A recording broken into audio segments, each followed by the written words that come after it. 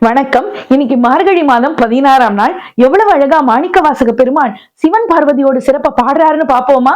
முன்னி கடலை சுருக்கி எழுந்துடையாள் என்ன திகழ்ந்தம்மை ஆளுடையாள் இட்டிடையின் மின்னி பொலிந்தெம்பிராட்டி திருவடி மேல் பொன்னன் சிலம்பி திருப்புருவம் என்ன சிலை குலைவின் அந்தம்மை ஆளுடையாள் தண்ணீர் பிரிவிழா எங்கோமா நண்பருக்கு முன்னி அவள் நமக்கு முன் சுரக்கும் இன்னருளே என்ன பொழியாயம் அழகேலோர் எம்பாவாய் அப்படின்னு ரொம்ப அழகா பாடியிருக்கார் மாணிக்கவாசக பெருமான். எப்படி இந்த கடல் நீரை எல்லாம் முன்னாடியே இந்த மேகம்லாம் குடிச்சு எடுத்துட்டு மேல போய் மழையாக பொழிகிறதாம்.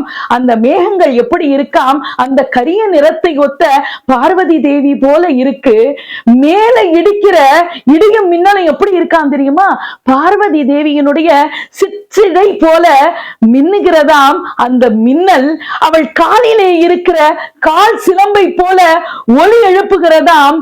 இடியும் மின்னலும் இப்படி ஒளியும் வெளிச்சத்தையும் தந்து கொண்டிருக்கிறது அப்படின்னு ரொம்ப அழகா பாடுறார் மாணிக்கவாசகர்.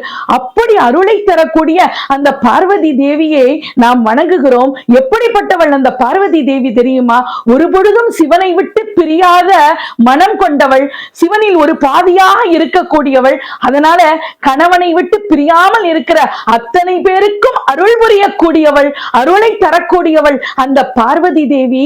அந்த பார்வதி தேவி எப்படி பக்தியோட இருக்கிற எல்லாருக்கும் அருள்மழை பொழிகிறார்களோ அது போல மழையே நீயும் இந்த மண்ணிற்கு உன்னுடைய கருணை கண்களை திறந்து மழையை தர வேண்டும் என்று உருகி உருகி வேண்டுகிறார் மாணிக்கவாசக பெருமான். இதுல ரெண்டு விஷயம் இருக்கு.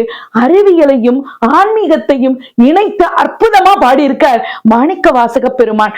கடல் நீரெல்லாம் ஆவியாகி மேகங்களாகி மழையாக பொழிகிறது என்கிற ஒரு அறிவியல் உண்மையோட உண்மையான பக்தியோடு வணங்குகிறவர்களுக்கு அந்த இறைவனுடைய அருள்மழையும் கிடைக்கும், வான்மழையும் கிடைக்கும் என்கிற ஒரு மிகச்சிறந்த தாற்பயத்தை மாணிக்கவாசகர் இந்த பாடல்ல கொண்டு வந்து வச்சிருக்கிற விதமே அற்புதம் தானே.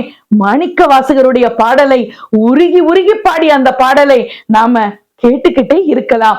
நீங்களும் அவருடைய பாடலை கேட்டு இறைவனுடைய பேரருளை பெறுங்கள். நன்றி, வணக்கம்.